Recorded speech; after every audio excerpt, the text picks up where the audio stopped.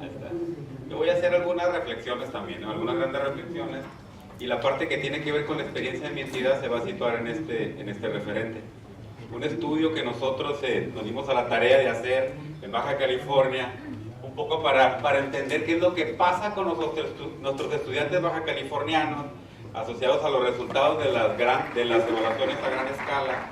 Pues considero yo en lo personal el entender el fenómeno educativo y sobre todo los factores que se asocian al aprendizaje también para dar respuesta, ¿no? Para dar respuesta no solamente a los estudiantes, sino también a los profesores y a los directores. Entonces, mi charla, que voy a tratar de respetar el tiempo porque además me pidieron que moderara esta presentación, por supuesto que es para ustedes.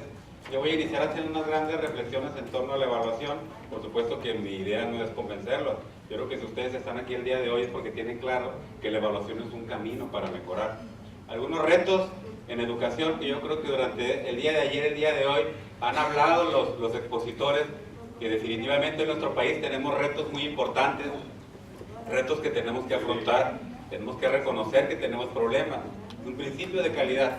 Si no reconocemos que tenemos problemas, difícilmente podemos avanzar. Entonces yo les voy a hablar de manera muy ejecutiva de algunos retos importantes, algunas visiones en torno a la educación y por supuesto el papel del profesorado, con algunos estudios muy concretos para situarme en esta parte de lo que nosotros, los hallazgos que hicimos en esta investigación en Baja California, y cerrando con algunas reflexiones de cierre.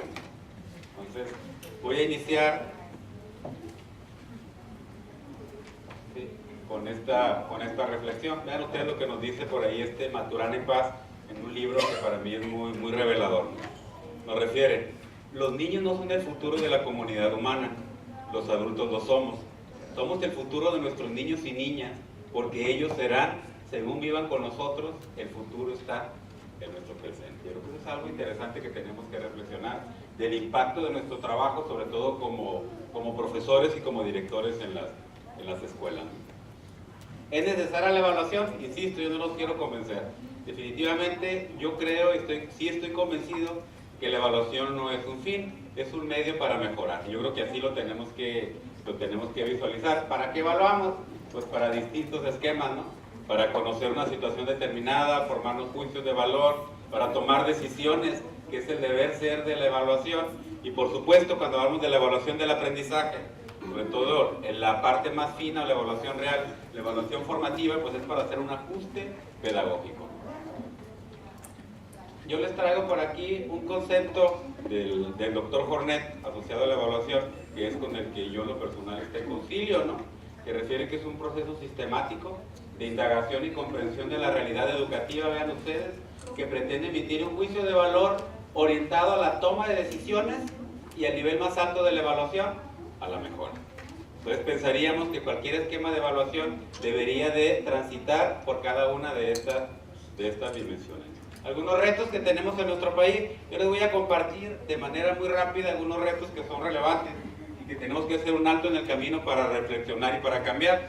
Si queremos transformar el fenómeno educativo y el logro de nuestros estudiantes, tenemos que diseccionar el problema y la situación.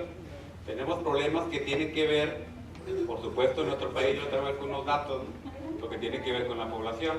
Nuestra población, ustedes saben, el último censo del 2010 nos refiere que la población de México, pues cada vez nos vamos haciendo más viejitos, ¿no? Eso es algo importante que tenemos que reflexionar. ¿Por qué? Las necesidades que tenemos en materia de la educación básica van a ir disminuyendo. Lo que quiere decir es que cada vez vamos a ocupar menos profesores de educación básica y muchas instituciones que forman profesores se tienen que replantear qué es lo que van a hacer. La visión de nuestro país, solamente 3 entidades, tenemos 3 polos de desarrollo en México. Tenemos Baja California con la zona costa, Baja California Sur con la zona de Los Cabos, y tenemos en la península de Yucatán, en Quintana Roo, la zona de Cancún, que no solamente son las áreas que atraen la mayor migración del país, sino que además la matrícula de educación básica es donde va a ir creciendo un poquito, aunque les quiero decir que en mi estado, donde somos de las entidades que recibimos mayor migración, la matrícula no solamente se estabilizó, sino que va disminuyendo. Entonces imagínense ustedes, para los sistemas educativos mexicanos, ¿qué no implicaría? Aquí está un poco una radiografía de mi estado, solamente somos 5 municipios muy complejos, no solamente que están pegados a la frontera con Estados Unidos, sino con población, pues vean ustedes Tijuana, ¿no? Cerca de 1.600.000 habitantes, ¿no? Eso implica retos importantes. Aquí está lo que les refería de la migración. En mi entidad, el 45% de la población no nació ahí. Visualicemos a un profesor de Baja California, a un director, cuál es la integración de las aulas. Son aulas muy complejas, no solamente porque los estudiantes vienen de distintas entidades, implican sobre todo mucha población del sureste y del noroeste, de Sonora, de Sinaloa, de Jalisco, sino también de Michoacán, de Guerrero, de Oaxaca, con activos culturales totalmente distintos, ¿no? Y eso implica un reto para los profesores bajacalifornianos. Además, tenemos, vean ustedes el último censo, lo que nos sitúa, aquí tenemos las 10 entidades con mayor activos asociados a las tecnologías, en hogares, donde mi entidad aquí está, pero del 100% de las familias, solamente el 43% tiene una computadora en casa y solamente el 35% tiene acceso a internet.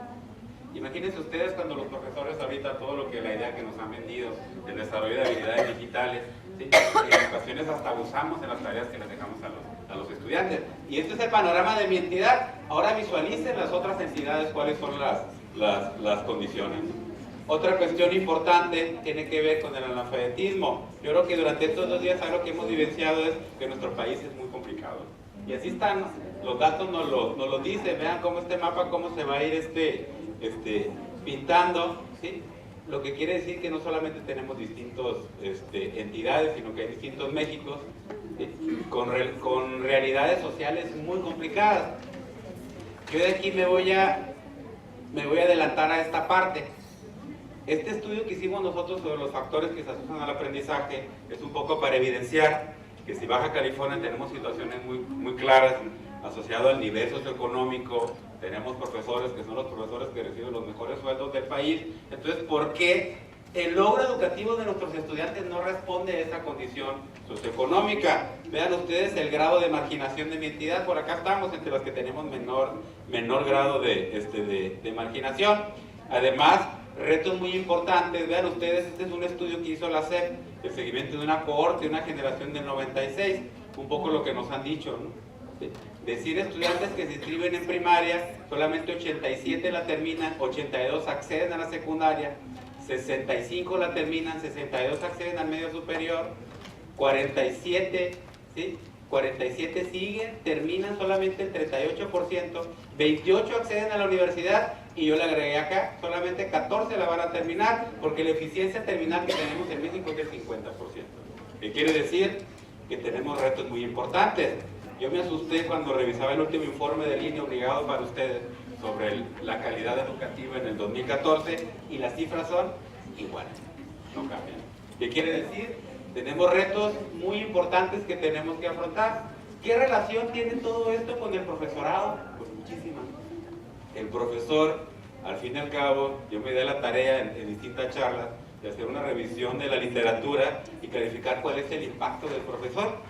El profesor desempeña un papel crucial en el sistema educativo, no solamente porque son los principales involucrados de motivar a los estudiantes, porque además lo que haga el profesor o lo que deje de hacer va a impactar de manera directa en el logro educativo de los estudiantes, ¿no? Aquí ya traigo yo algunos referentes que no los voy a comentar. Además traigo los resultados de TALIS 2013, que nos refiere que los maestros que en nuestro país trabajan en entornos más desafiantes se sienten menos preparados para hacer su trabajo.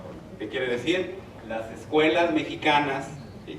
Las escuelas de mi entidad están en entornos muy complicados y ahorita se los voy a evidenciar. Otra parte que también alguno de los ponentes nos hizo una reflexión es sobre el derecho a la educación. Y el INEE recién hizo un estudio que nos refiere 5 retos importantes asociados al derecho a la educación: la equidad, la educación a las poblaciones indígenas, que tenemos que pensar e iniciar temprano si pretendemos cumplir nosotros con el derecho a la educación, que se asocia con 2 dimensiones de la calidad, que esto es algo importante que también tenemos que clarificar. Con la actual reforma educativa, que no es el tema de mi charla, con la reforma educativa, acuérdense que algo en lo que avanzamos en nuestro país se clarificó lo que es la calidad educativa.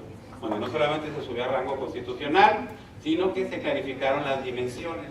Entonces, pensaríamos nosotros, esto me voy a adelantar, el derecho a la educación, pues qué pena, pero así va a ser porque el tiempo no nos va a dar. Quiero situarme donde me queda. Esto, por supuesto, para los que están aquí son de educación básica, pues les suena familiar. La actual reforma educativa, el actual ciclo escolar, refiere no solamente que la reforma es una reforma magisteriocentrista, sino que está centrada en el profesor y también se asocia al mérito de los maestros, sino que además voltea a la escuela.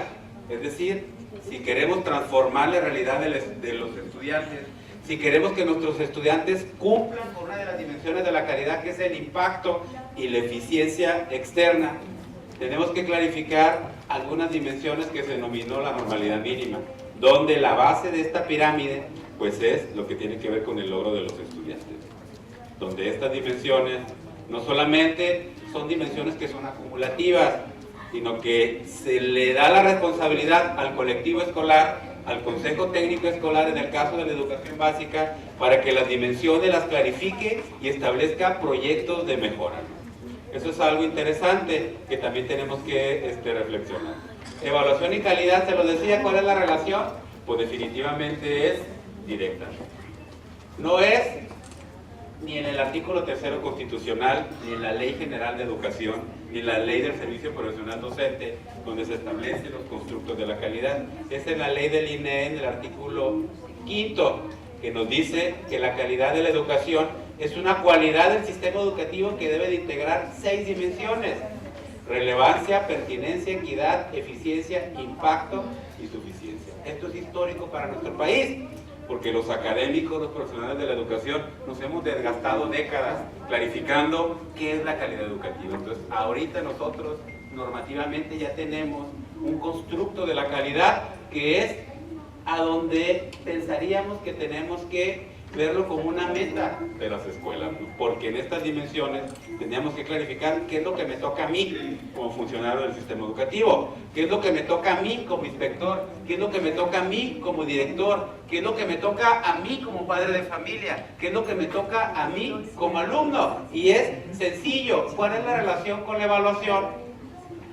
Pues son íntimos e inseparables colaboradores. La evaluación va a ser el esquema que nos va a evidenciar si ese constructo de calidad educativa se va a afrontar y se va a establecer en nuestro país.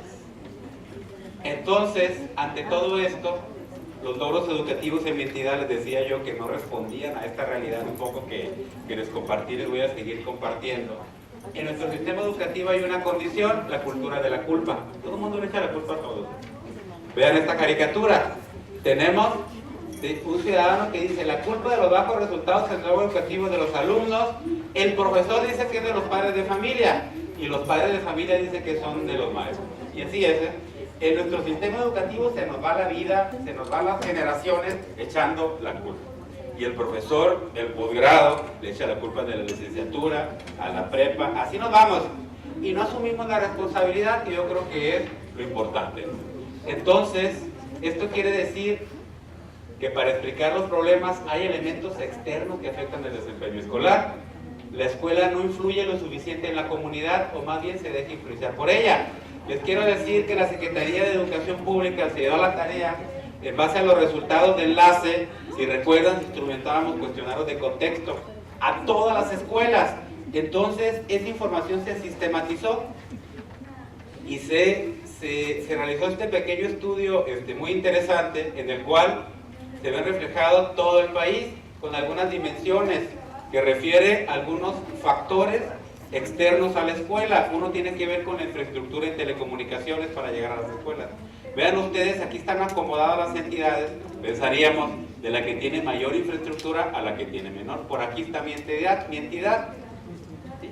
Esto quiere decir que en mi entidad la mayoría de las escuelas cuentan no solamente con carreteras, sino que los estudiantes en promedio, el tiempo de llegada pues es muy reducido, ¿no?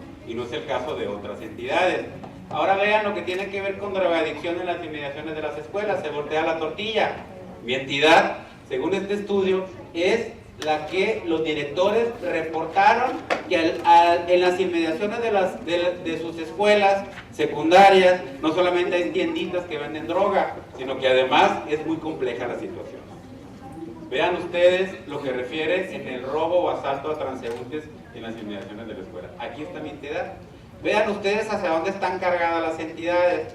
Las entidades que presentan el mayor robo o asalto, vean ustedes Baja California, el DF, Nuevo León, México, Quintana Roo. Si se fijan, estas entidades tienen ciertas condiciones socioeconómicas muy distintas hacia las que están en el otro polo. Y la compañera de la mesa puede estar muy feliz, ¿verdad? Porque Zacatecas es la que sale, pero bueno. Otra dimensión es el pandillerismo, vean ustedes. Entonces, imagínense cuando uno revisa estos problemas en las escuelas de mi entidad, pues vemos que es complicado el afrontar. ¿Por qué? Porque definitivamente los profesores o los directores no están capacitados ni preparados en ocasiones para afrontar esta situación. Pandillerismo en las inmediaciones de la escuela, me voy a ir más rapidito. ¿Sí? Consumo de estupefacientes dentro de la escuela, vean ustedes mi entidad. Robo dentro de la escuela, vean ustedes mi entidad. Embarazo no deseado, vean ustedes. Ándele, esto es para los supervisores, ¿no? Visitas de los supervisores a las escuelas, pues por acá estamos en la media. Entonces, ante estas situaciones complejas en las que están insertas las escuelas, nosotros nos preguntamos, ¿qué variables personales, familiares y escolares influyen en el rendimiento académico de los estudiantes de Baja California? Es así, les quiero decir que una condición de éxito que yo puedo presumir de mi entidad es que tenemos una instancia, tenemos una unidad de evaluación educativa, la cual no está albergada en la Universidad Autónoma de Baja California, en la cual se realizan distintos estudios que nos pueden servir a nosotros para afrontar los retos. Entonces, ¿qué factores se asocian al logro educativo? ¿Por qué un estudiante obtiene un buen o mal resultado académico? Pensaríamos que todos lo sabemos, pero hay estudios nacionales, hay algunas evidencias que se han hecho en la literatura internacional. Nosotros lo que queríamos saber es qué pasaba al interior de la entidad, a qué podemos asociarlo.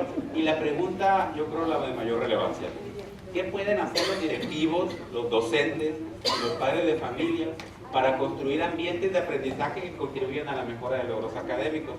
Es así que nosotros hicimos este estudio por 3 años, en el cual asociamos el logro educativo de los estudiantes de las evaluaciones a gran escala, lo que son los exámenes enlace, y acordamos el acercarnos a la escuela e instrumentar algunos cuestionarios de contexto. Este es un poco el constructo que se realizó con esta investigación para evidenciar en una dimensión las oportunidades de aprendizaje con las que cuenta el estudiante. Hay variables del estudiante que influyen: el clima escolar, las estrategias de aprendizaje, la autorregulación académica, las oportunidades de aprendizaje que brinda el docente y las que brinda el director.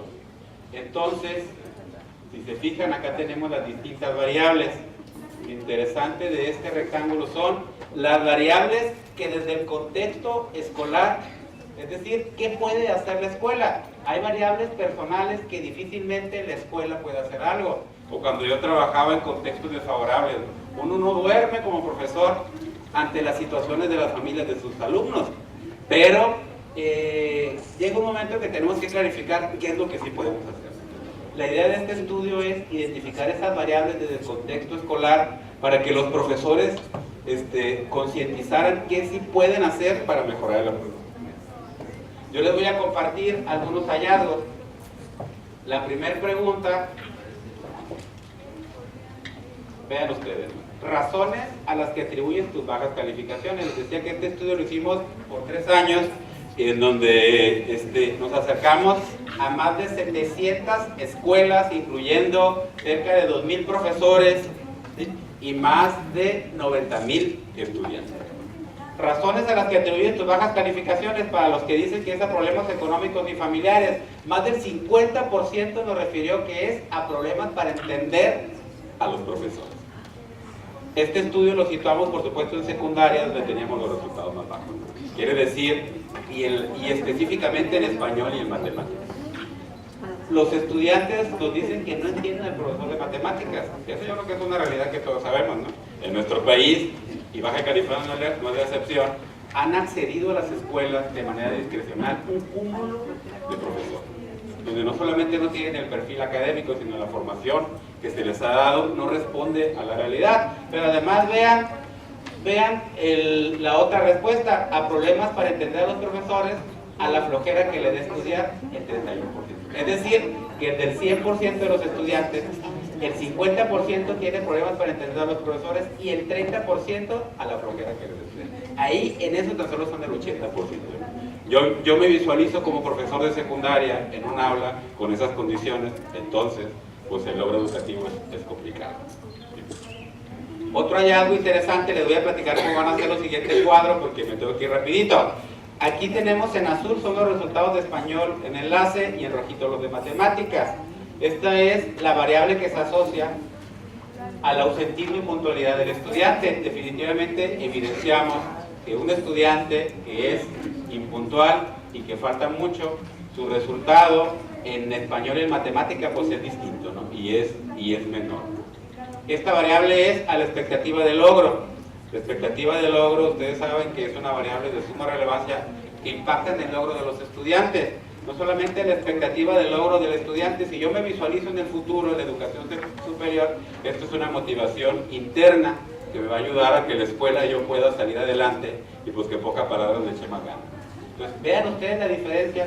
Un estudiante que nos dice en español que va a llegar hasta la secundaria, en el puntaje de enlace tiene 395 puntos, versus un estudiante que nos refiere que quiere llegar al doctorado. Vean ustedes la diferencia.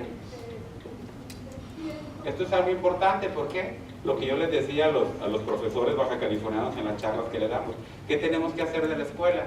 Pues por supuesto que tenemos que motivar académicamente a los estudiantes. Desafortunadamente hay maestros que no solamente motivan, sino que desaprueban, ¿sí? E inhiben el desempeño académico de los mismos chicos desde la idea de no hacer un proyecto escolar claro, un proyecto de vida de la expectativa de logro de los estudiantes. Otro hallazgo interesante es lo que tiene que ver con el acercamiento a la lectura. Vean ustedes, un estudiante que nos dice que le gusta leer, así de sencillo, al que le gusta leer, el que dice que no, vean su resultado en español, y el que nos dice que sí. Vean el impacto que tiene en la matemática, aún es mayor. Ustedes saben que parte de los retos que tenemos, tanto en el español y muy específico en la matemática, pues es lo que tiene que ver con la comprensión. Los activos en casa. ¿Cuántos libros tienen? Vean ustedes la diferencia entre un estudiante que nos dice que no tiene ningún libro en casa en español, el resultado de enlace 437 puntos, versus el que nos dice que tiene un cúmulo de libros. Los resultados asociados al apoyo de la familia. Si mis papás o familiares dicen, cuando saco malas calificaciones me invitan a que mejoren, vean ustedes el resultado. El que dice que nunca versus siempre. Hay una mejoría. Por supuesto que parte de los retos que tenemos ahorita con las escuelas es que estamos solos. La familia ya no está en la escuela. Uno le da tanta tristeza como profesor, y lo veo yo como padre de familia, cuando los citan a los eventos de entrega de calificaciones y están desiertas las escuelas. Eso es algo importante que tenemos que clarificar, ¿no? ¿Por qué? Porque en la escuela, algo nos ha pasado en México, que hemos dejado de lado la comunidad. El volver a la escuela, el volver a lo básico es algo que los profesores mexicanos tenemos que reflexionar. Ahora nos vamos con las dimensiones del profesor. Por supuesto que yo no les voy a entregar ni les voy a compartir toda la información, solamente son algunos rasgos, ¿no? Yo les estoy entregando aquí a algunos de ustedes un cuaderno de divulgación que hicimos asociado a esta investigación. Este cuaderno, ahí les voy a dejar unos a Quetzal para que lo tengan, pero además en la parte de atrás viene el portal de la dirección de evaluación de sus servidores responsables, donde pueden bajar no solamente ese cuadernillo, sino otros que tenemos. La puntualidad, el ausentismo del profesor impactan, por supuesto que impactan. Vean ustedes los resultados en función de la conducta del docente ante las dudas de los estudiantes. Un profesor que no atiende a sus estudiantes, vean el resultado que tiene en español, versus uno que no solamente lo atiende, sino que además le resuelve las dudas. Y vean el impacto en las matemáticas. de 444 puntos y la media es de 500, pues imaginen ustedes, al que le atiende y resuelve las dudas. En función de la suspensión de las clases, hablando de la normalidad mínima, un estudiante que está en una escuela donde nunca se suspenden las clases, vean ustedes el resultado que puede tener en español, versus el que suspende de 1 a 3 días y de 4 a 6 días. El clima escolar, lo que tiene que ver con la violencia, que es yo les evidenciaba, que en Baja California las situaciones en las que están insertas las escuelas son muy complejas, no solamente por la situación de drogadicción, sino también de violencia. La violencia entre profesores y alumnos. Vean ustedes la diferencia de un estudiante que está asociado a poca violencia, 534 puntos en español, versus uno que hay mucha violencia. Vean la diferencia. Esto es algo importante. Esto es algo importante que tenemos que reflexionar. Yo les traigo aquí un resumen muy ejecutivo, ¿no?, de lo que nosotros evidenciamos con este estudio. Entonces pensaríamos que con este estudio, estudiantes que tienen el logro alto son mujeres en español. Hace rato en la charla nos hablaban un poco de esta situación. Los hombres en historia, los que están en edad normativa, yo creo que nos queda claro. Parte de los retos que tenemos en las escuelas ahorita es esto, ¿no?, el que los estudiantes no se nos vayan, el mantenerlos, ¿no? Los del turno matutino, escuelas particulares, ubicamos municipios en los que teníamos mayor logro, padres con estudio de licenciatura y estudiantes que no trabajan. Versus, vean ustedes, los estudiantes de bajo logro son las mujeres en historia, los hombres en español, en nuestra edad, el turno vespertino, las secundarias generales, Rosarito, que es otro municipio, padres con estudios de secundaria y estudiantes que sí trabajan. Entonces, ante esto, los estudiantes de alto logro, ¿qué refieren? Tener una autoestima positiva. ¿Qué tenemos que hacer? Ahí está la respuesta. Motivarlos. Sentirse adaptados al entorno escolar. Tener buena relación entre compañeros. Observar buenas condiciones físicas de la escuela. Percibir un ambiente escolar en el que exista la disciplina. Esto es para los que ahorita en nuestro país estamos viviendo una confusión muy complicada. Una confusión asociada a las últimas reformas que hemos vivido en los 10 años y en donde los maestros están en la disyuntiva que si la educación tradicionalista, que si lo que tiene que ver con el desarrollo de competencias. Hay condiciones básicas en la docencia que nunca debemos dejar de lado. Utilizar estrategias de estudio, lograr concentrarse en el estudio, encontrarse motivados, ser recompensados por sus padres, contar con recursos y manifestar el gusto por la lectura. Versus los estudiantes que tienen rendimiento bajo, tener buena relación con sus profesores, observar manifestaciones de violencia, la impuntualidad y el ausentismo, no realizar tareas y percibir altos niveles de apoyo. Por supuesto que estos hallazgos no son de impacto si no se utilizan. Lo que hicimos nosotros en nuestra entidad. Por aquí traigo, algunas consideraciones finales que me las voy a aplicar un poquito. Muy bien. Aquí tenemos, esto se los voy a dejar, que es un poco lo que hicimos nosotros en la entidad. No solamente es identificar la problemática, sino clarificar esquemas de apoyo y pues las acciones específicas. Yo creo que ese es el deber ser de la investigación. Yo miren, ante esta información yo voy a cerrar con algunas reflexiones. Yo considero y estoy totalmente convencido que podemos hacer más. ¿Quiénes? Todos. Hay que recuperar el enfoque de los temas esenciales. Si sabemos qué es lo que hay que hacer, la tarea es definir cómo hacerlo. Pensaríamos, ¿qué es lo que tenemos que hacer? Los temas esenciales son asegurar la asistencia de todos los estudiantes en el esquema de estudiar la educación básica. Lograr que permanezcan, que no se nos vayan, que terminen al menos la secundaria. Parte de los retos que estamos viviendo ahorita es el que los estudiantes se nos van, a veces en las primeras semanas, en el primer mes, ¿y qué creen? No pasa nada. La escuela lo único que hace es que reporta esa deserción ante control escolar y se acaba. Nunca el profesor se preocupa por buscar al estudiante, por buscar a la familia, por ver qué es lo que está pasando. Esto tiene que ver un poco con lo que les decía, tenemos que volver a lo básico. Y volver a lo básico en las escuelas mexicanas es hacer comunidad, porque la escuela es la comunidad. Tenemos que ver la escuela como el todo. La escuela se inserta en una comunidad. Además, aprovechar el tránsito de los estudiantes por nuestra escuela para que adquieran competencias útiles para la vida. Ojo, vean esto, ¿no? Desarrollen sus talentos. Los talentos es algo que en nuestro sistema educativo mexicano no hemos logrado potencializar. Entonces, definitivamente esto es el derecho a la educación. ¿Cómo hacerlo? Establecer las escuelas como nuestro lugar de trabajo por excelencia. Tenemos que utilizar cada vez más los elementos con los que contamos y esmerarnos en adquirir nuevas herramientas. Además, tenemos que ampliar nuestra visión. Vean ustedes, el problema no es solamente que las escuelas funcionen, la misión es ofrecer una formación para la vida, es decir, el impacto. La eficiencia externa refiere cumplir con el plan y programa de estudios del perfil de egreso, pero el impacto tiene que ver con la educación para la vida. Eso es lo que tenemos que hacer en nuestras escuelas mexicanas. Tenemos que empoderar la escuela definitivamente. Lograr que la escuela sea pertinente, sea eficaz y con equidad. Esto implica esfuerzos de ¿quiénes? De todos. Pero como yo les decía, tenemos que verificar qué es lo que me toca a mí y tratar de hacerlo en tiempo y bien. Eso es lo importante, ¿no? Entonces, porque la escuela a través de los profesores pues tiene el poder de educar. Yo creo que eso nos queda totalmente claro. Entonces, ya para cerrar, para hacer el cambio, no es suficiente la culpa o el buscar culpables. Ojo, profesores y profesoras.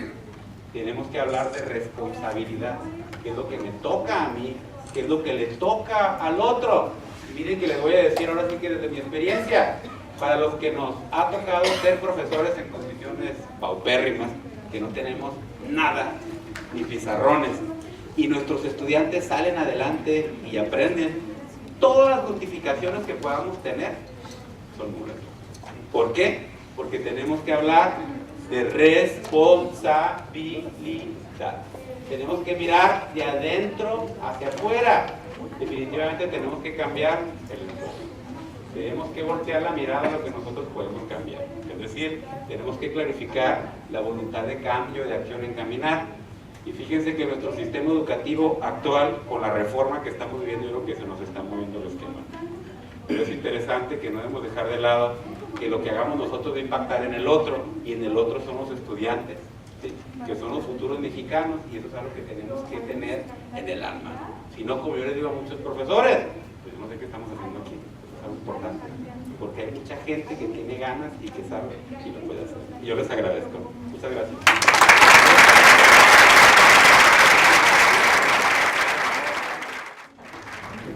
Que debería de estar en medio, ¿verdad?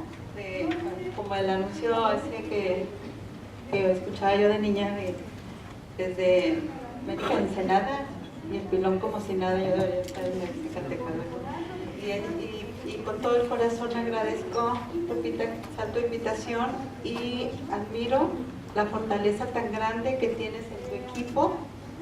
También todos los recursos que se invierten aquí en este estado a comparación de mi estado. Ojalá y no escuche mi secretario de Economía, ¿verdad? No, nosotros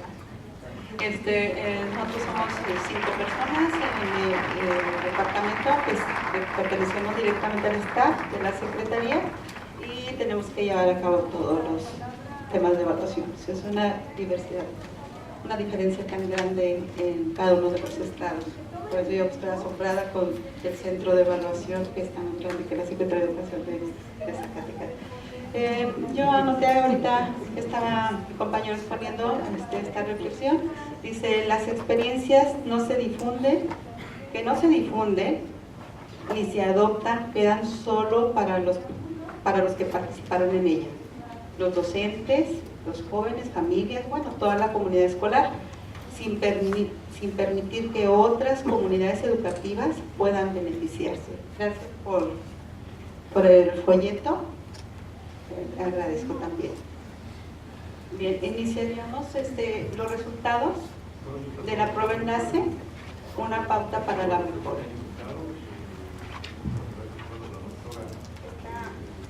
¿Cómo se llama? Para abajo. Para acá. Ok.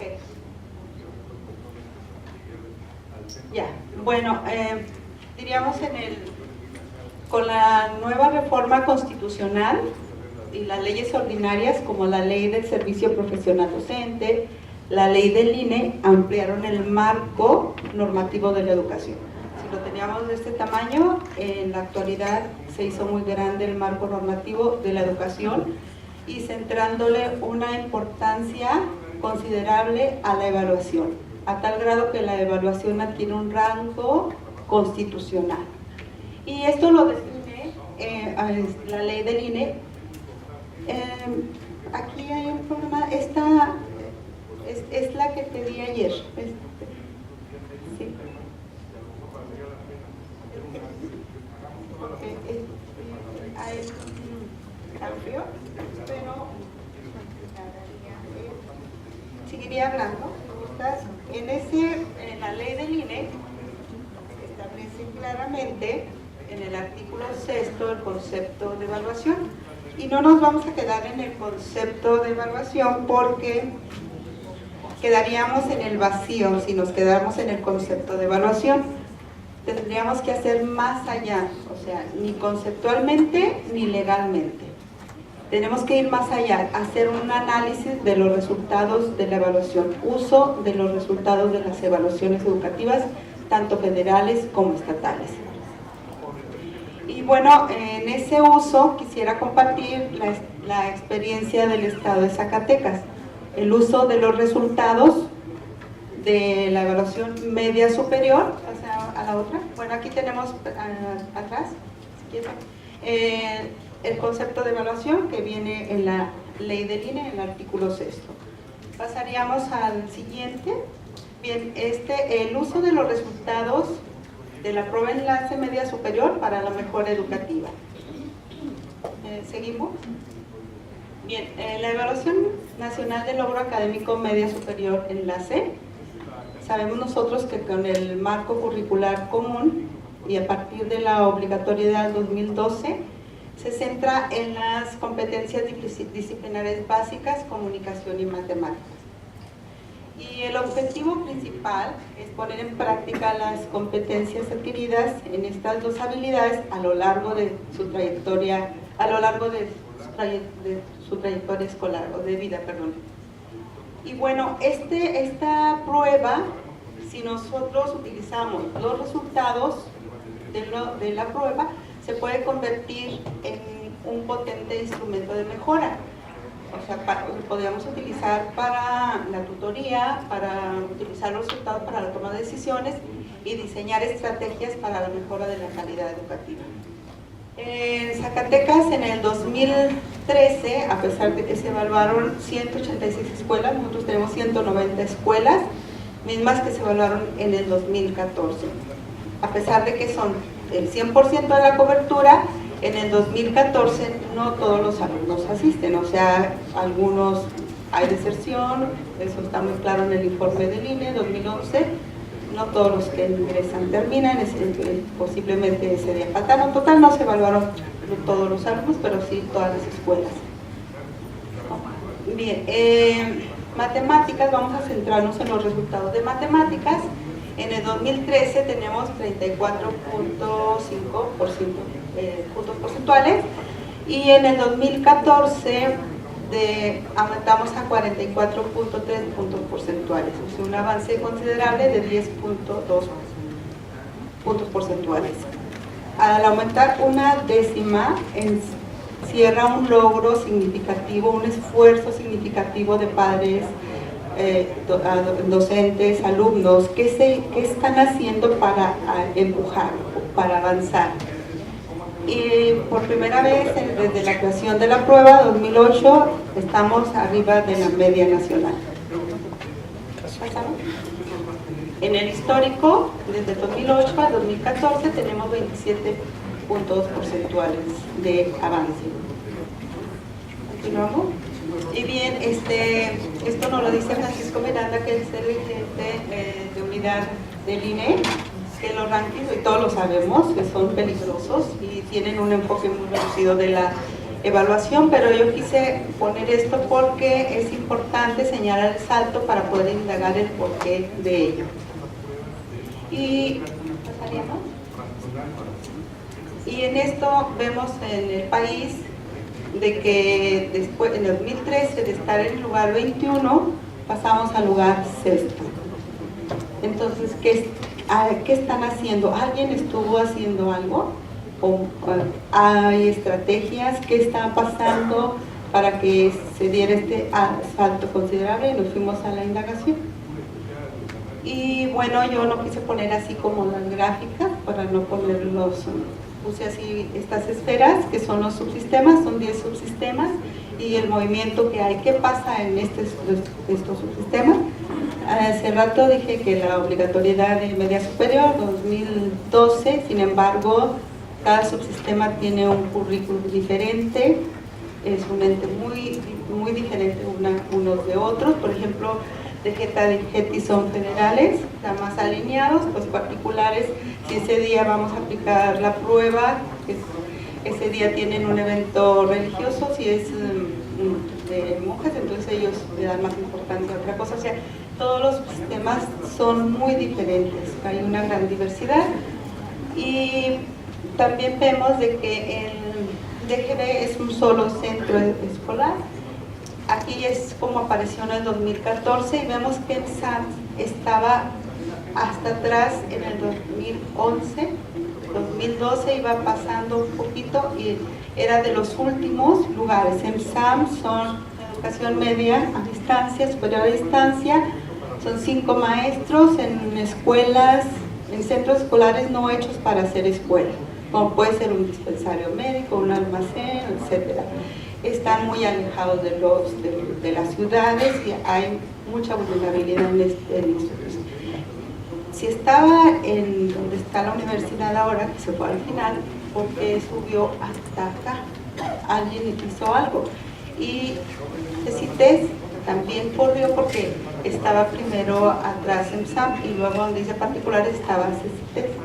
CECITES y EMSAM, a pesar de ser dos subsistemas, tienen una misma administración, mismo director y una coordinadora académica. ¿Pasamos? Y bueno, eso es lo que acabo de decir. Ahorita estaban muy alejados de lo esperado y logran disminuir la brecha y comparten la experiencia para todos.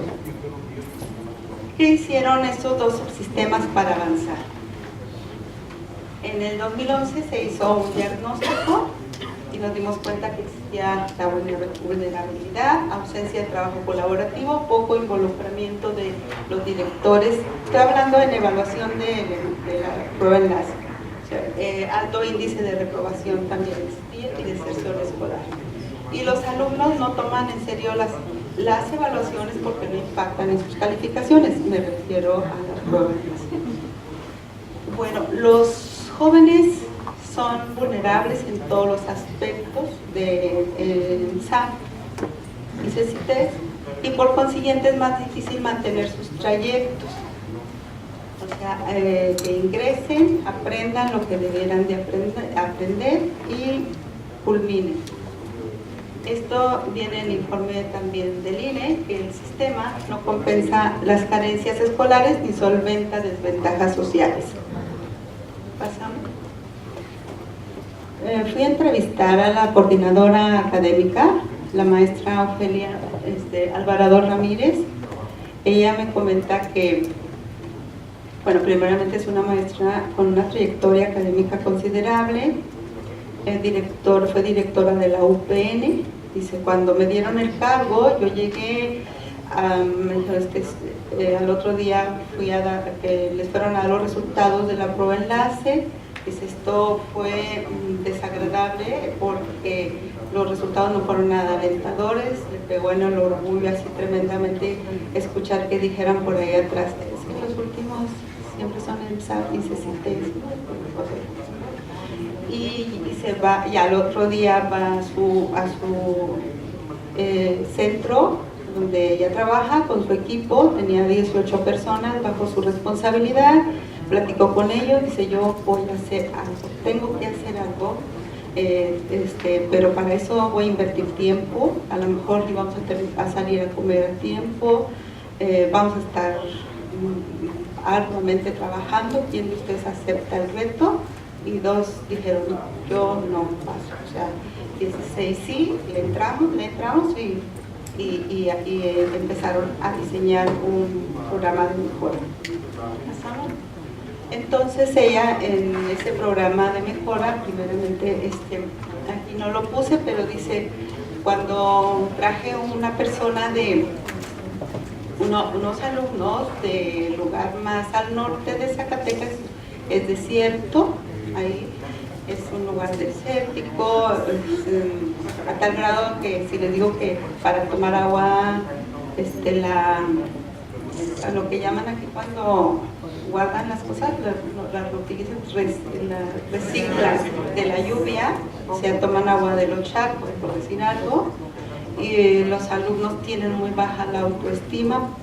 Se dio cuenta que cuando llevó alumnos a Zacatecas a eventos que ella organizaba, hizo una gran gestión, ellos se sentían muy motivados, se sentían así como, ay, me sacaron, me están tomando en cuenta, sentían el apapacho, la fortaleza, y eso hizo que empezara ella a hacer talleres para la autoestima a los jóvenes, a la Procuraduría, también para apoyo en relación a la inseguridad, fue a muchas partes, tocó muchas puertas al gobierno del estado, pero también por su alta trayectoria académica tenía muchos amigos doctores, así como ustedes, en educación, pues los invitaba a dar cursos a los maestros y a los directores, pero empezó con un diagnóstico que hace rato, en el 2011 señalé, hizo también talleres con liderazgo a los directores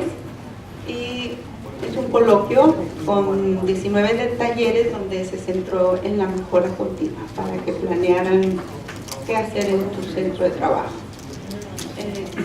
Continuamos. Bueno, también talleres con docentes de matemáticas y lenguaje, que invitó a Fonaculta, invitó a doctores en la especialidad de matemáticas para talleres con los maestros y implementó un diplomado con temas de trabajo colaborativo y análisis de los resultados de la prueba enlace en cada centro escolar. Son 58 centros escolares y me tocó invitar a algunos centros para que les explicara todo lo referente a las normas operativas y lineamientos de la prueba enlace, que hace el director, que tiene que hacer los alumnos, los padres de familia, etcétera, antes, durante y después de la prueba enlace, y que no se quedara ahí en el olvido los resultados, sino qué hacer con estos resultados. Con un poquito de lo que es el centro de evaluación, pues agradecer la presencia de mis amigos, del licenciado Juan y de Pita, que con mucha disposición quisieron compartir con nosotros pues lo que se está haciendo en cada uno de sus estados y qué es lo que también a través de los análisis han encontrado para poder proponer acciones de mejora, y creo que nuestro estado pues ha estado también en esta dinámica de buscar acciones que nos permitan a nosotros los docentes ir fortaleciéndonos, porque la importancia es lo que decían allá, somos nosotros, pero también son los niños. Entonces creo que por ahí está la riqueza de esto, y pues yo me voy a permitir hablar un poquito sobre lo que se hace en el centro de evaluación, porque tenemos un centro de evaluación en el estado, sí, pero cada uno de nosotros los maestros tenemos ideas diferentes de lo que ahí se va realizando, y consideramos muy importante que también nosotros como parte local, como nuestros amigos que vienen de los otros estados, bueno, pues sepan qué es lo que se da, lo que se realiza ahí. Y comenzaría primero con relación a que el centro de evaluación es un órgano administrativo y desconcentrado por función, pero jerárquicamente subordinado a la Secretaría de Educación, pero tiene una autonomía operativa. Este centro se creó por decreto el 11 de abril del 2006, o sea, no es solo que sí se me ocurre y vamos a tenerlo allá como un apéndice más de la Secretaría de Educación, no, ya tenemos, es por decreto del Congreso del Estado, que este centro de evaluación se crea para, pues, bueno, todas las dinámicas que a materia evaluativa se requieran en el Estado, pero en el ámbito de educación.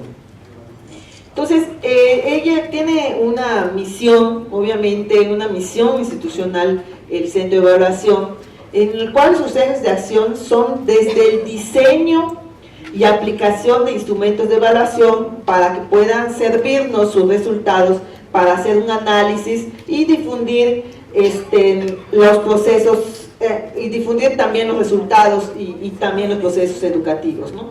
Así como también llegar hasta la revisión y validación de planes y programas de estudio del nivel superior, con el único propósito de aportar elementos robustos para la mejora del sistema educativo estatal. Así que y también dentro de esta misión se da también la implementación, con estos resultados, esos análisis que el centro de evaluación vaya generando, pues también contribuir a la implementación de políticas y alcances de metas educativas regionales. Los servicios que el centro de evaluación ofrece se sustenta en la norma ISO. Quiere decir que el centro de evaluación está en un sistema de calidad que sustenta el trabajo que ahí se realiza, y operan con una infraestructura física, tecnológica y de recurso humano altamente capacitado en cada uno de los diversos campos disciplinarios que conforman el recurso humano que tenemos, en diversos grados, capacitados todos ellos con grados tenemos a elementos con grados de doctorado, maestrías, especialidades, y todo esto están enfocados en evaluación, en educación. Tenemos elementos formados en investigación, en matemática aplicada y en el uso de las TIC. Esto nos pone al centro de evaluación con esa calidad y responsabilidad para hacer las cosas como corresponden hacer.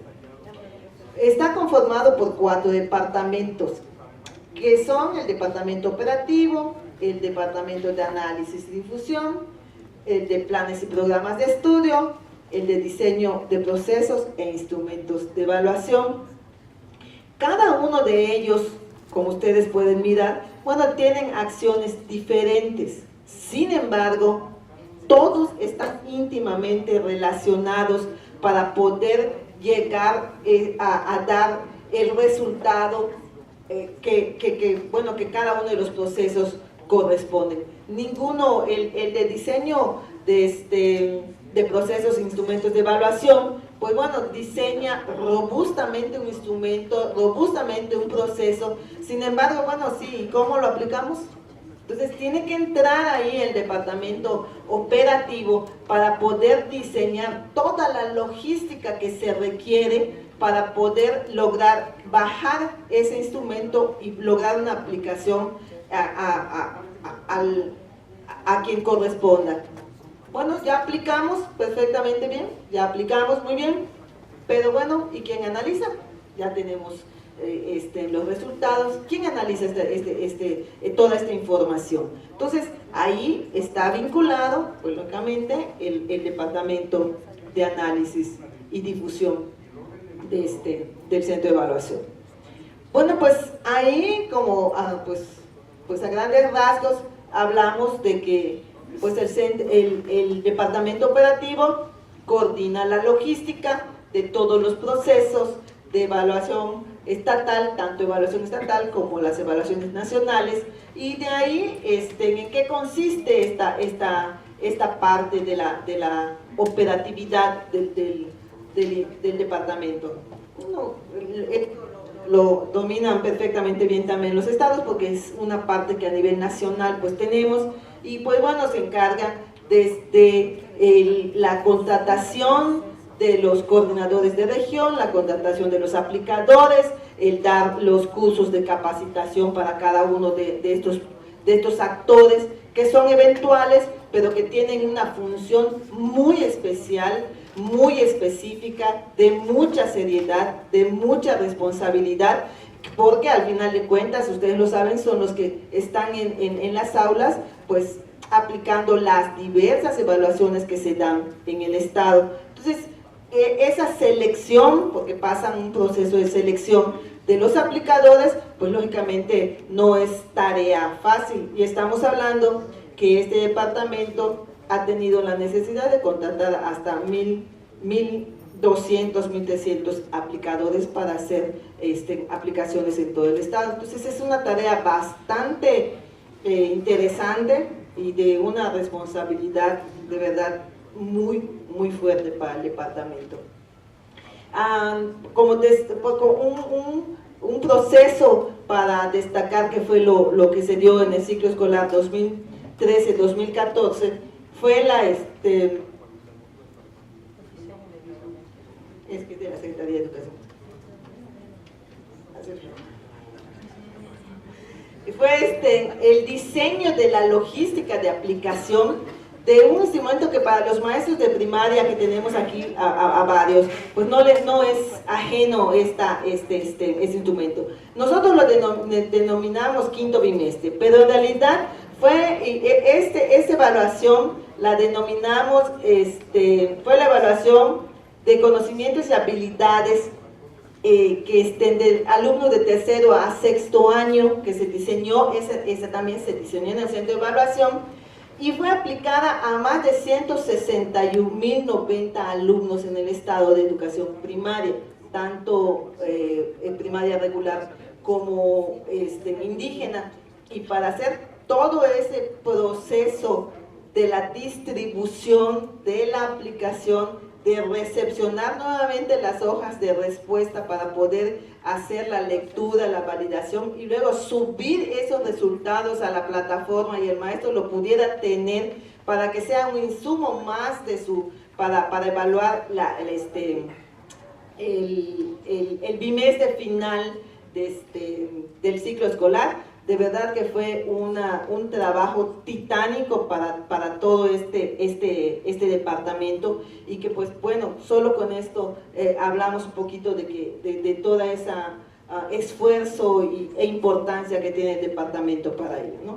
El departamento de análisis y difusión, bueno, pues como ustedes ya han escuchado, pues son los que reciben ya los resultados de estas evaluaciones después de haber sido leídas en los lectores ópticos, con los que cuenta el centro, y bueno, ya hace todo su proceso de análisis para que entonces ellos puedan subir a la plataforma los resultados finales de estos procesos.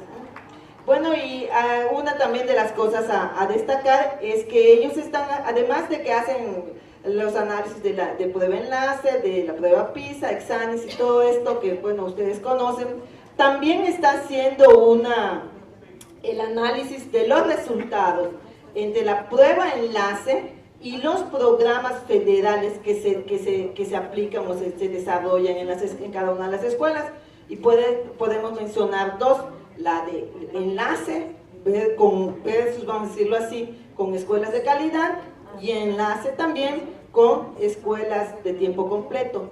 Tenemos escuelas que hay bajo rendimiento, bueno, pero están fortalecidas con un programa. ¿Qué está pasando en esos centros de trabajo? Sí, ¿qué impacto tiene este programa de fortalecimiento, ¿no? Entonces, creo que esto es interesante, pues también conocer en este sentido.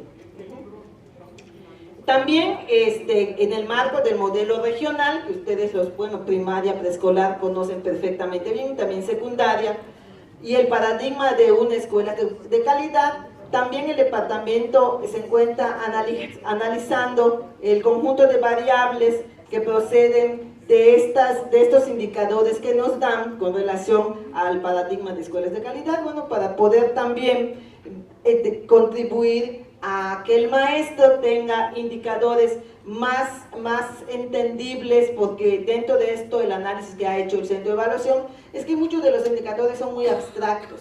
Entonces nosotros los maestros los necesitamos tener más concretos para poder entonces sí mirar qué es lo que podemos hacer en esta dinámica de nuestro modelo y del paradigma de escuelas de calidad. Bueno, también en esta parte está trabajando el Centro de Evaluación para poder apoyar a cada uno de los docentes en relación al modelo que en el Estado se está realizando.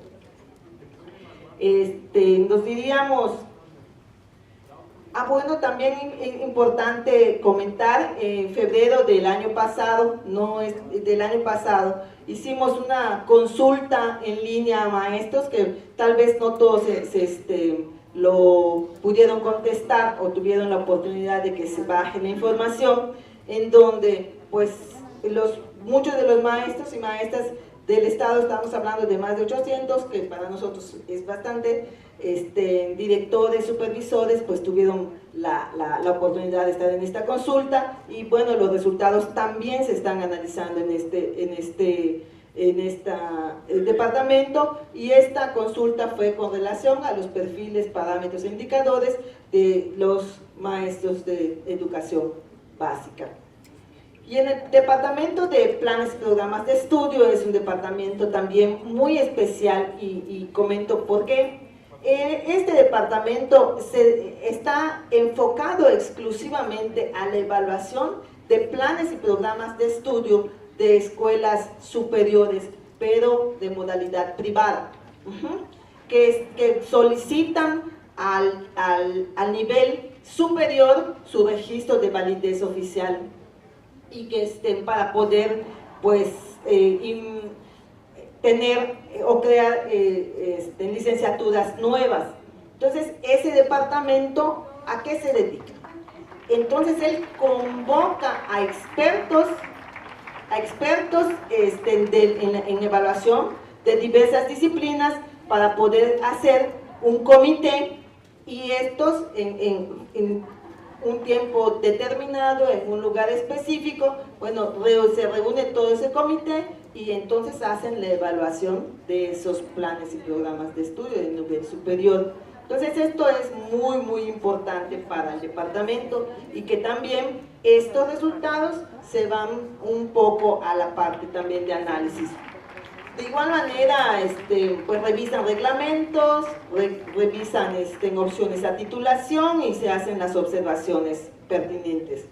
Y por último tenemos al departamento de diseño de procesos e instrumentos de evaluación, y digo que este departamento es como que el plus que tiene y que ha hecho que el centro de evaluación, tal vez, así lo concibo yo, cierre el círculo de lo que un centro de evaluación tendría que realizar. Nos falta mucho, pero bueno, al menos en esta parte estamos empezando a consolidarnos. ¿Por qué?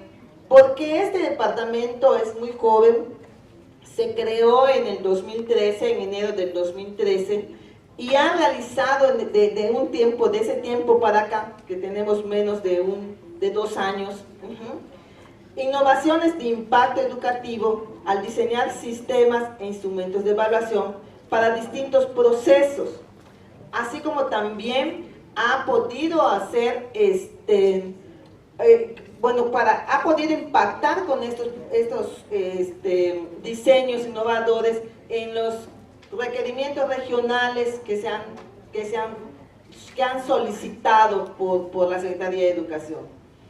Y me voy a permitir nada más pues leer brevemente algunos de los procesos que ha diseñado e implementado el departamento, y el primerito es la selección. Diseñó el instrumento para seleccionar y evaluar el desempeño de asesores pedagógicos, de docentes e intendentes a través de la opinión del director. O sea, ese instrumento se diseñó en el centro, se le entrega al nivel, y el nivel se lo entregó a los directores para que ellos a su vez pudieran, pues bueno, evaluar o dar la opinión sobre el desempeño de sus maestros. Y aquí fue exclusivamente maestros de contrato y también intendentes en ese sentido. De igual manera, bueno, pues ya lo escuchamos, diseñaron el instrumento que nos sirvió para la consulta en línea y en grupos focales sobre los parámetros indicadores de los maestros de educación básica en el Estado. Así que también, bueno, ustedes saben, primaria básica, vamos a decirlo así, que en el Estado se desarrollan proyectos de innovación para la gestión educativa. Entonces también el Centro de Evaluación desde hace año y medio, bueno, de estos dos, ya van dos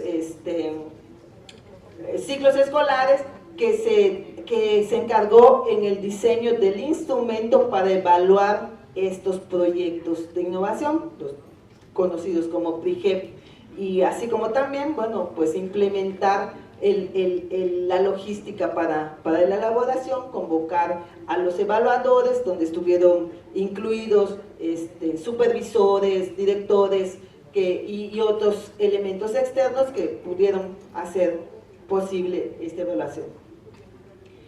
Bueno, en el centro de evaluación, desde hace 2 años, se hizo también la revisión del instrumento denominado Escala de Evaluación de Competencias de Educación Básica, que ha sido revisado y validado por los maestros de cada uno de los niveles. Hemos trabajado muy cercanamente y lo hemos comentado en las reuniones regionales donde hemos asistido, que este departamento en lo exclusivo trabaja de manera directa y coordinada en comités académicos con maestros y maestras frente a grupo de cada uno de los niveles, así como también con directores, con supervisores, asesores pedagógicos que nos permiten, me incluyo en esta parte, que nos permiten también que los instrumentos y los procesos que se desarrollen en el centro de evaluación no sean de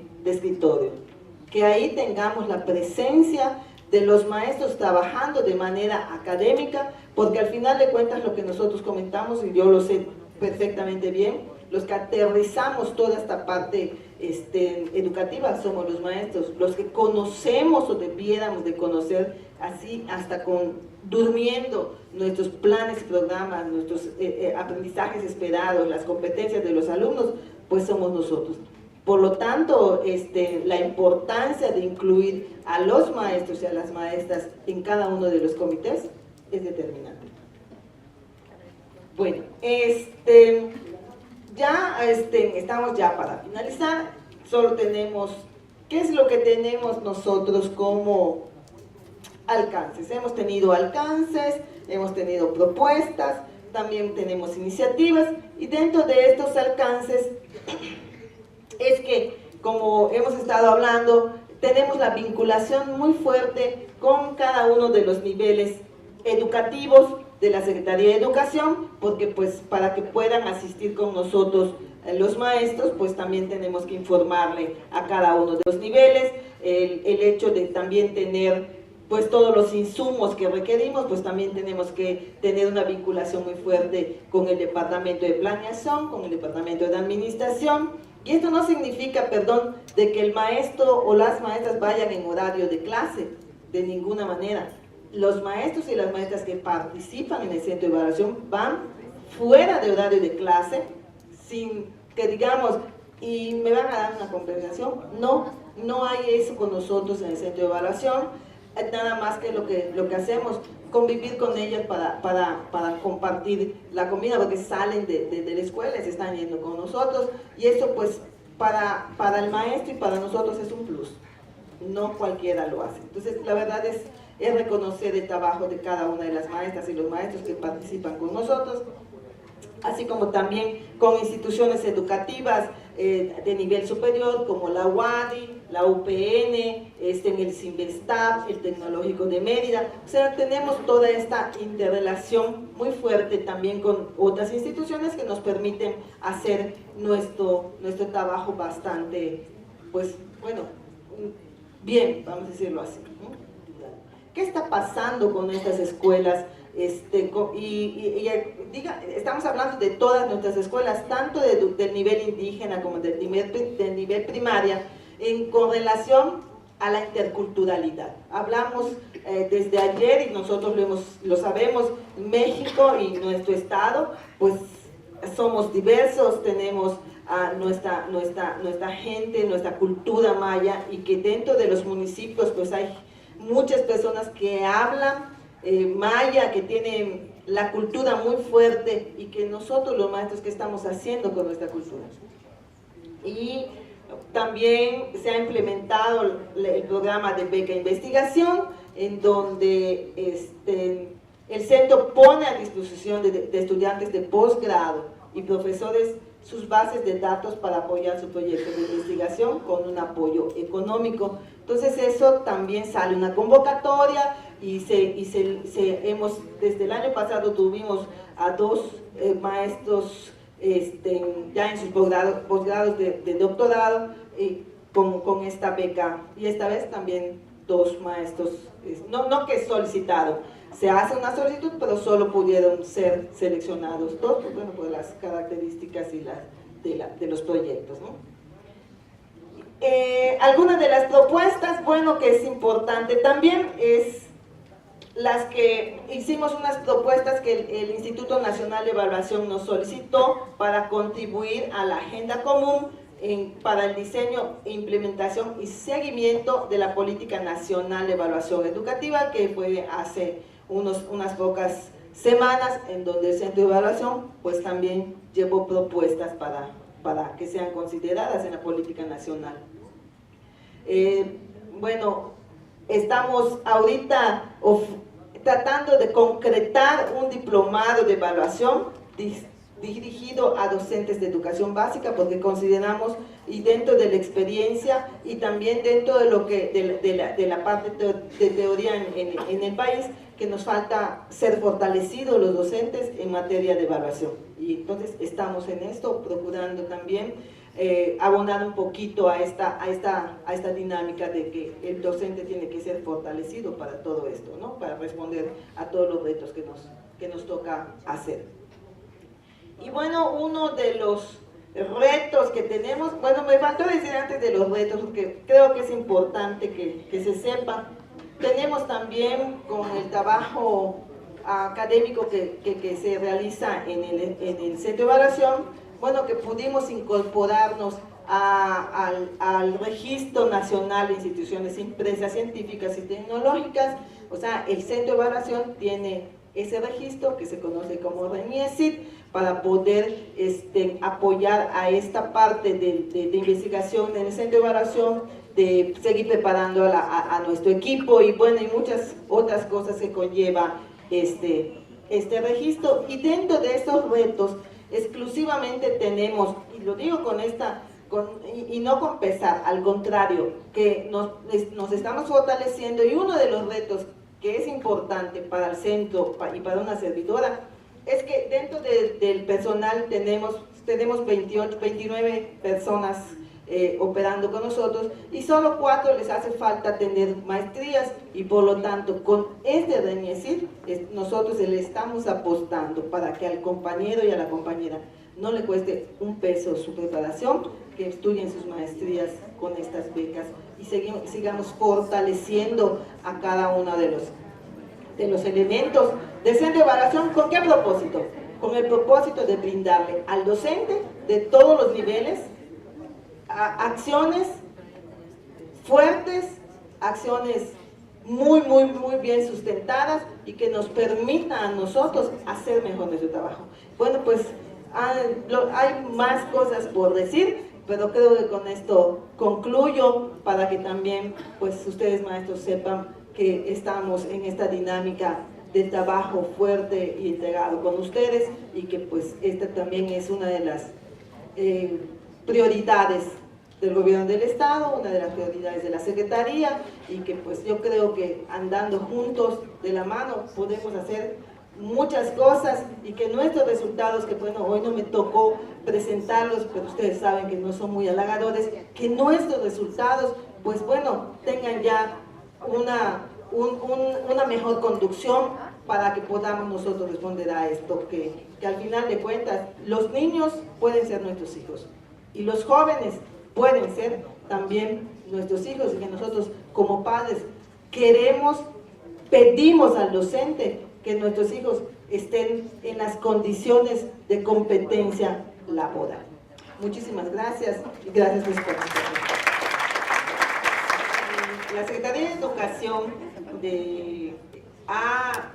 hay un programa que es a nivel, no sé si es nacional, pero bueno, en el estado se realiza desde hace algunos años, 2, 3, en donde cada una de las escuelas pues diseña de acuerdo a las necesidades que tiene para poder revertir las condiciones educativas de los alumnos, diseña un proyecto y se le denomina proyecto de innovación. ¿Por qué? Porque ahí el docente, los docentes, no el docente, el colectivo docente propone acciones que normalmente no se realizan en la escuela y que dentro del análisis que se hace en los consejos técnicos, pues ellos consideran que pudieran implementarse para hacer la mejora en esa escuela.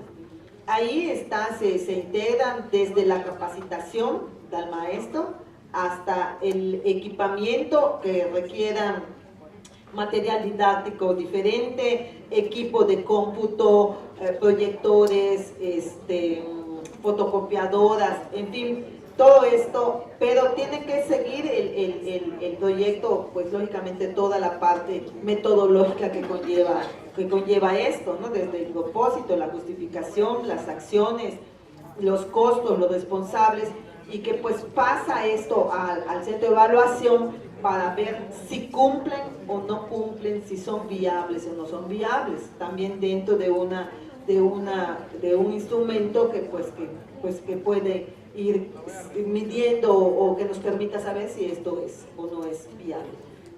Y ahí los que evalúan estos proyectos son personal externo, pero además supervisores que están en una dinámica académica diferente y que pues son los evaluadores también de esos proyectos.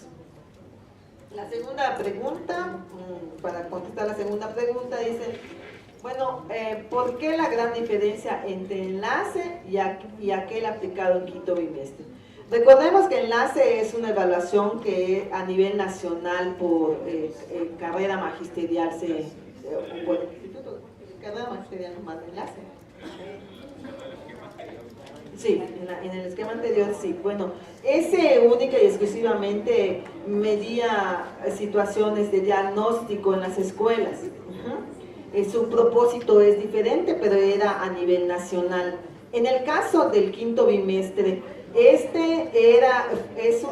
con el acuerdo 696, en donde dice que las escuelas tienen la responsabilidad, no solo las escuelas, tanto las escuelas en el Estado como la Secretaría de Educación tienen la responsabilidad de brindarle al docente un instrumento de evaluación que permita evaluar conocimientos y habilidades de los alumnos, como la prueba que normalmente diseñan al final, a la prueba que pues tal vez bajen en el internet, o la prueba que pues tal vez compremos en cualquier instancia, bueno, que nos va a servir para medir, bueno, qué tanto aprendió mi alumno al final del ciclo escolar. Bueno, entonces los propósitos son diferentes. Entonces el quinto bimestre tuvo ese propósito para que al maestro se le dé su insumo, que no tuviera ni siquiera que comprarlo, ni siquiera que bajarlo, ni siquiera que elaborarlo. Es un insumo que se le dio en el ciclo escolar pasado para obviamente evaluar los conocimientos de sus alumnos al final del ciclo escolar. Bueno, pues me parece que esta se asocia, ¿no? Hablan de, ciertamente yo les planteé la realidad de mi entidad, ¿no? Donde nosotros reconocimos que tenemos problemas. Yo creo que es algo importante. Algo que no terminé por la cuestión de tiempo es pues un poco todo lo que hicimos nosotros, ¿no? Y en base a esta información, lo primero que hicimos nosotros pues es difundirla, ¿no?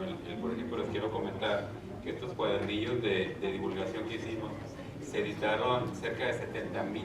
Los cuales no solamente se distribuyeron a cada uno de los profesores y los directores de Baja California, sino que además en los trayectos formativos nos tomamos un espacio de un día para problematizar a nivel estatal, y que los profesores identificaran esos factores que se asocian al aprendizaje y también nos dijeran los que ellos que lo identifican, y toda una línea de política donde con lo que hicimos diferente clarificamos el resultado, cambio, y ¿qué creen? Cambió. Yo creo que eso es algo muy importante, ¿no?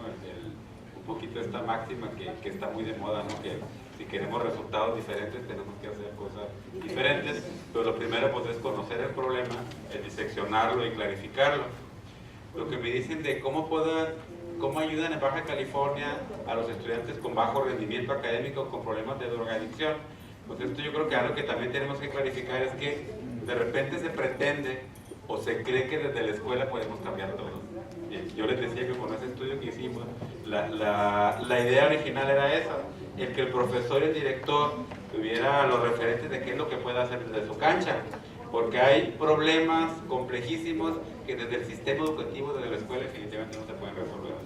Y la solución tiene que ver con situaciones pues, interinstitucionales. Trabajamos muy de la mano con Seguridad Pública y con la Secretaría de Salud, con estrategias muy claras, que tienen que ver desde los operativos Mochila, por ejemplo, el identificar, en esta administración que recién iniciamos, hicimos un estudio en el estadio para identificar las áreas que están en mayor desventaja, pero que también están en polígonos donde tenemos muchas delincuencias. Las tenemos así en un mapita, en un mapa donde no solamente están monitoreadas con cámaras por el C4, ¿no? De manera inmediata, ¿no? Desde que se presenta una situación, en 5 minutos llegan las autoridades, que son las personas pertinentes.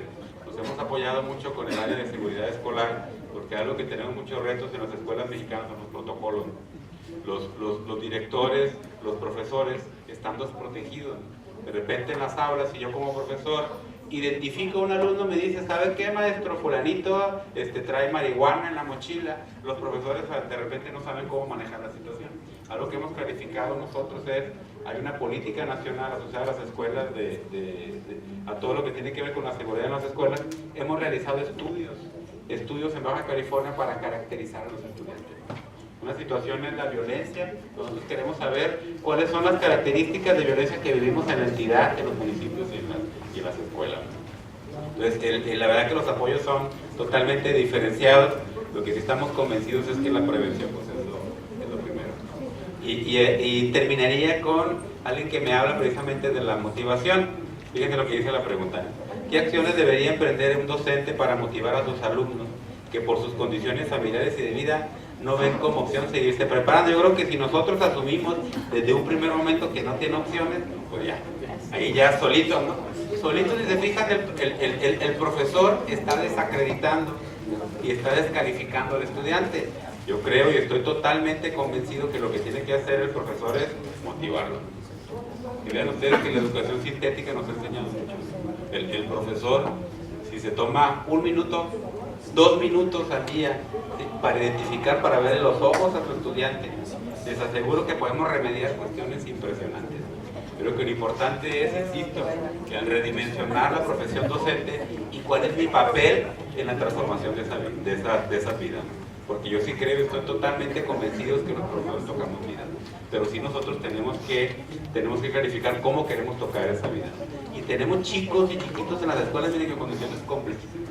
Pero si nosotros, los profesores, somos capaces, durante esa media hora, durante esa hora, durante esas 3 horas, el crearles condiciones donde ellos se sientan motivados, les aseguro que ya la hicimos. Muchas gracias. Bueno, aquí hace una pregunta del significado de la evaluación, que decía que la evaluación como un rango constitucional, pero si nos quedamos con lo que establece en la ley del INE, en el artículo 6, como información, quedaría nada más ahí, en el vacío.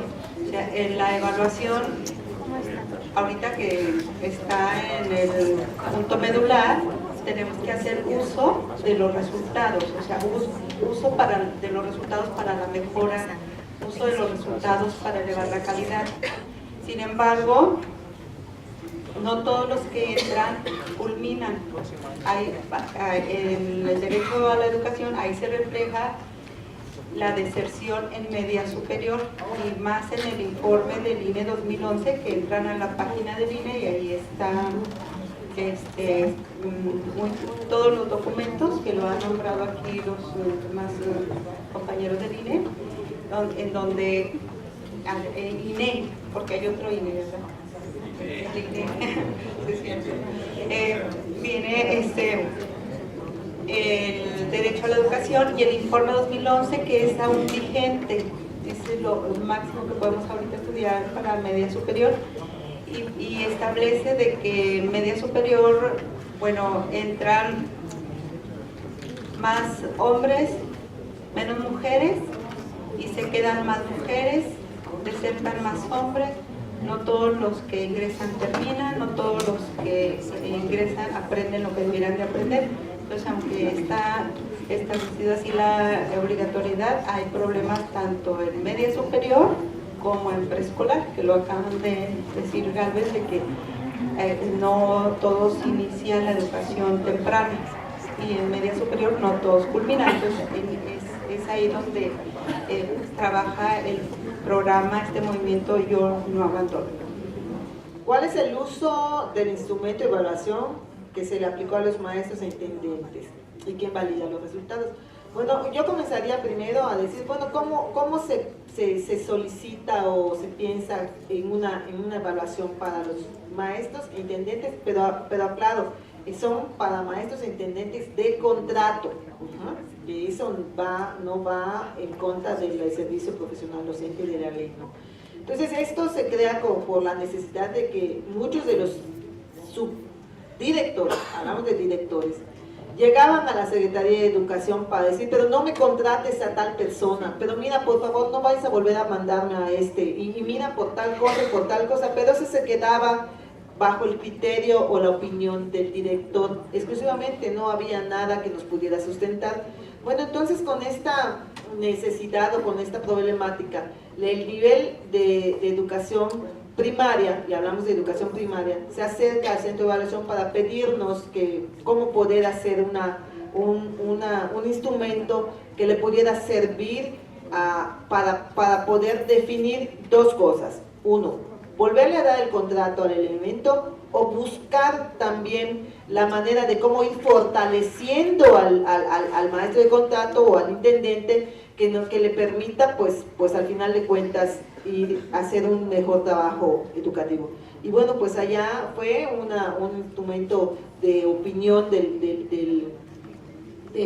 director, que fue dirigido para que el director lo aplique. Allá no hubo la intervención del supervisor, la intervención de absolutamente nadie más que el director, porque al final de cuentas ustedes saben como maestros que el que va luchando con esta dinámica del cumplimiento o no cumplimiento, pues es el que está al frente de una escuela, ¿no? Entonces esa era la opinión que nos interesaba, que le interesaba al nivel saber, pero con bases específicas, muy puntuales. Entonces bueno, pues para allá fue, y quien valida esto, lo validaron ¿a qué se refieren? Al instrumento. Bueno, hubo un proceso de revisión, de validación y todo esto para poder sacar el instrumento, y en el caso ya de la aplicación, pues se le da al centro de evaluación, se hace la lectura correspondiente y entonces ya se le envía al nivel los resultados que arrojó el instrumento.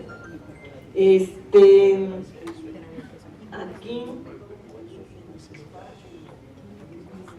luego vamos a dejar, de último dejo las dos preguntas relacionadas. Me voy a permitir una más. ¿Cómo fomentar la autoevaluación? Podría mencionar la cultura de la evaluación.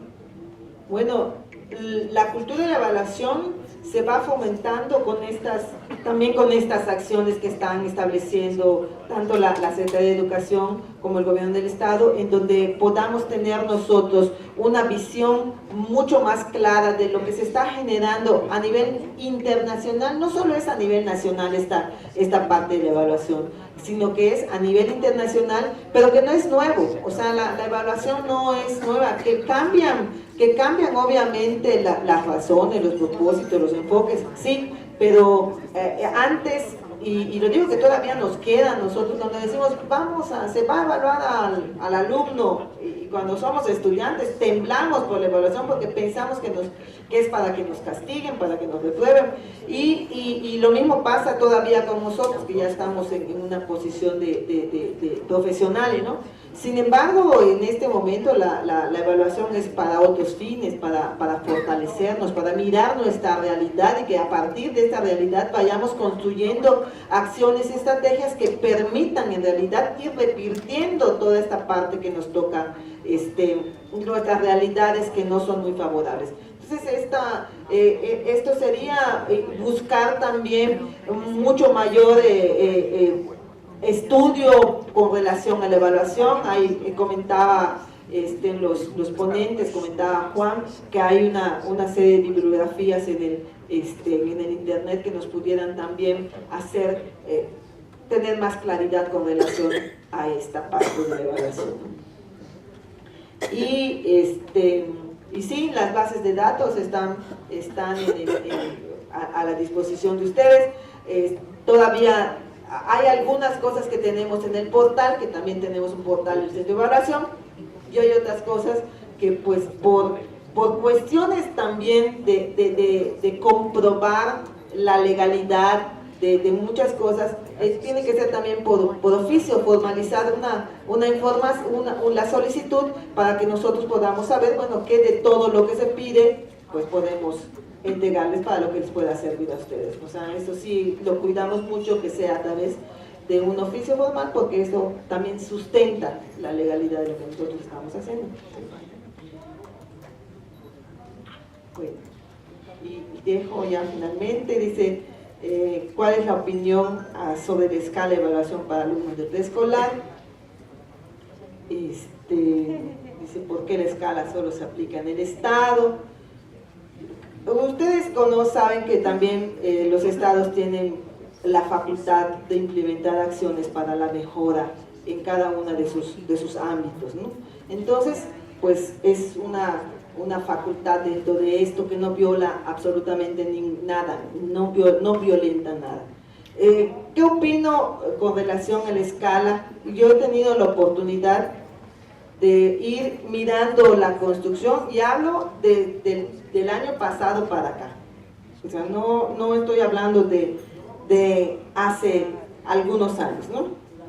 En el centro de evaluación se le pide al departamento que haga una revisión de un instrumento denominado escala que se elaboró hace algún tiempo, y para ello convocó a algún grupo de maestras bastante fortalecidas en sus planes y programas de estudio del nivel preescolar, así como también algunas supervisoras que se dieron a la tarea de casi, creo que 6 meses o un poquito menos, para hacer una revisión muy puntual.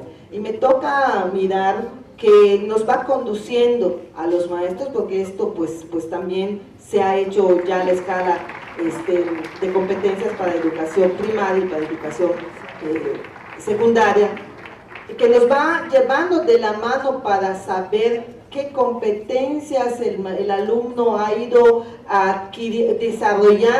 desarrollando a través de los niveles que él va pasando. Eso no significa que se le ponga una calificación al niño, es una evaluación totalmente cualitativa que nos permite a nosotros los maestros saber si Juanito Pérez, con las condiciones que tiene, ha podido avanzar o no dentro de los niveles que nosotros, tanto en preescolar como los otros niveles, pues están establecidos.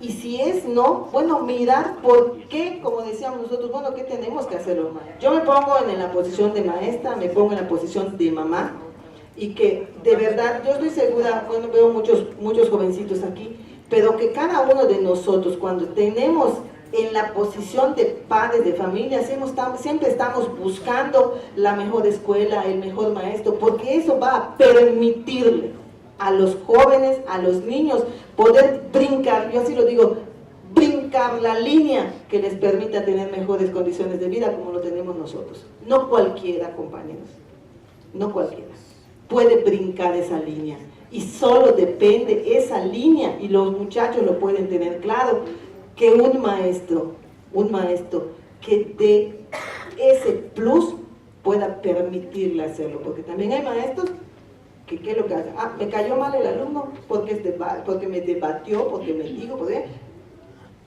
fuera, lo tacho. Y como los muchachos luchan para poder lograr tener una licenciatura y seguir avanzando. Eso solo depende de nosotros, única y exclusivamente. Y yo lo digo así con esa emoción. Le doy gracias a la vida de poder haber tenido maestros comprometidos que me hicieron brincar la línea. Muchísimas gracias.